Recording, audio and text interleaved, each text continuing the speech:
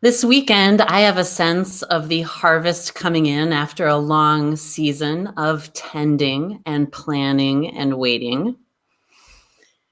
After packing up all of our things and moving here to Fort Collins in June, after living in 2 different short-term rentals here in town over the past 5 months, this weekend, our family is finally moving into our new home here, a place we plan to be for a long time. And like so many life transitions, this has me reminiscing about other moves I've made in my life.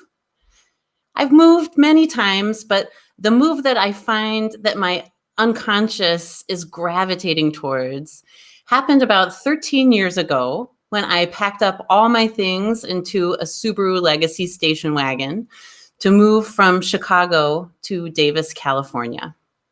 I had just finished my second year of seminary, and the Unitarian Universalist Church of Davis would be the site of a much anticipated year-long internship for me. And this move was special because someone else's stuff was also in that station wagon. And that someone else was Aron-Tenbrink, the person who is now my husband. Jason and I had met in seminary. Our relationship had gotten serious.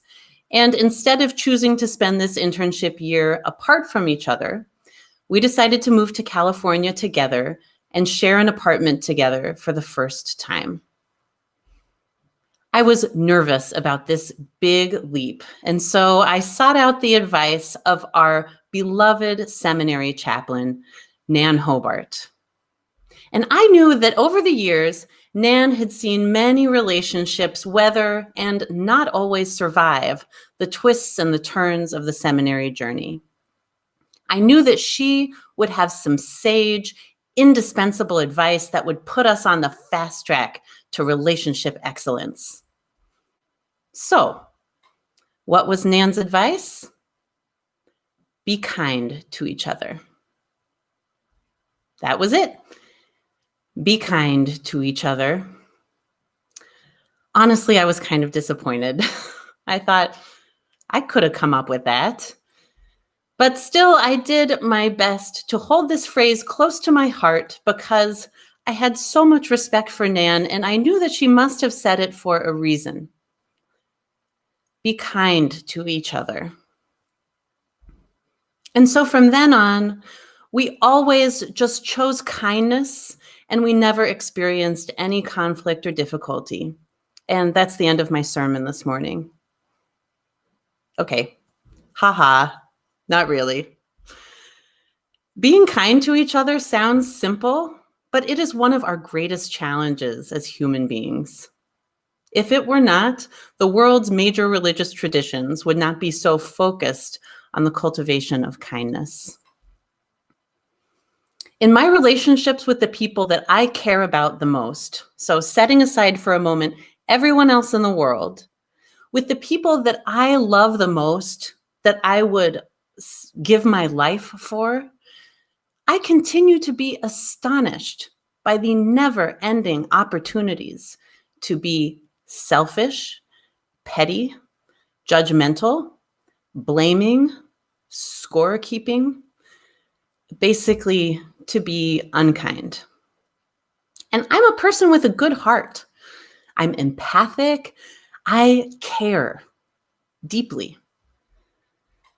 But especially in times of stress, we all know it can be hard to access kindness, and especially now. We're 9 months into this pandemic. We're headed into winter with COVID cases skyrocketing when so much is unstable and alarming. Our finances, our health, our future, our democracy. And whatever our living situation is, it's probably especially intense in its own way. Living with other people and all their habits, it's intense. The sound of them chewing their food, their messes, which are definitely more offensive than our messes. Sometimes it feels impossible to find space to just be alone for a second. And other times, the loneliness of feeling alone when someone else is actually around is more painful than the solitude. And solitude is no easy route in this pandemic. For many of us, living alone can be crushing in its emptiness. There is a reason that solitary confinement is considered torture.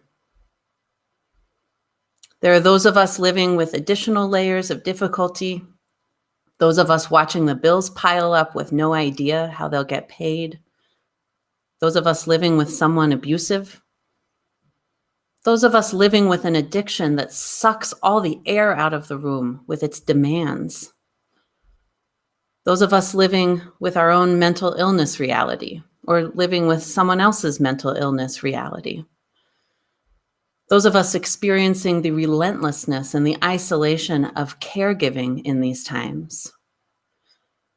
We are living in very stressful times. And we know that when we are under-resourced, it is hard to feel generous. It is hard to practice kindness, and it is hard to receive from others. And so here we are in stressful times on the cusp of the weirdest Thanksgiving ever. And it's very tempting to tell a story of helplessness. It's very tempting to tell a story that says that our small, caring gestures are simply no match for the tidal wave of constraints and divisions that are just tossing our lives asunder right now. But this is not true. We are not helpless. And the small gestures of goodwill do matter. The big ones matter too. The deeper truth is that we are all deeply, mysteriously connected. We're all creating this life together. And that which is life-giving and life-saving can be found in the particular, in these small moments. And that it's through these small moments of connection and generosity that we join ourselves with the greater movement of love in the world. We join in this conspiracy of kindness that is always moving underground. And there's a strain of kindness that I think is particularly well suited to our moment. It is an ancient practice. It leaps across great distance. It transmits a sense of warmth and protection. It's the strain of kindness known as blessing. And it's something any human can offer another human, whether you're an atheist or a theist, whether you are super articulate or you feel kind of clumsy with words, as long as you have a heart that can witness another person's need, and as long as you are willing to risk hoping for and naming something better for someone, you can give and receive blessing. It's a very simple, powerful ritual that humans have wielded for a very long time for very good reasons. A blessing is a gift of attention that shines light on our interconnection with all things. A blessing acknowledges what is happening to someone, and it imagines and articulates the fulfillment of longing. This gift of attention generates hope and connection. So the other day, I was having one of these down days. I felt fatigued after the aftermath of the adrenalized crises of the wildfire and of our election. Through our childcare, we'd spent lots of time with someone who we later learned had been exposed to COVID. So we were all quarantined together in our house. And just so you know, we're all fine. The house felt loud. It felt crowded, messy, boring. I kept wondering if the tickle in my throat meant that we were all doomed. And my beloved stir-crazy children had issued so many bids for my attention, so many requests, so many inquiries that my brain was hardly working. It was a low day. I knew I needed to reach out to a friend. And so in true minister nerd fashion, I texted a fellow clergy friend with a request that I had never really thought to put out there before. I typed, "I'm struggling today. Would you send me a blessing?" And what I received took me by surprise. My friend sent a blessing for self-compassion, which was brilliant because when we're in this place of feeling disconnected and despairing, offering kindness and compassion to ourselves, it's not only something we deserve and that we're worthy of no matter what, but our capacity to offer kindness to other people is in direct relationship to our capacity to offer kindness to ourselves. And I'm just curious, I wonder how you're all feeling right now with this self-compassion piece. Maybe it feels like a comfortable suggestion, and it makes a lot of sense. Maybe you would really rather skip the self-compassion piece, or it feels uncomfortably awkward, or there's a part of you that feels like it's self-indulgent. But deep down, perhaps you know that it's good medicine. Or maybe you're just starting to get your head around this whole concept. Wherever you are, I want to invite you into an experiment this morning just to see what happens.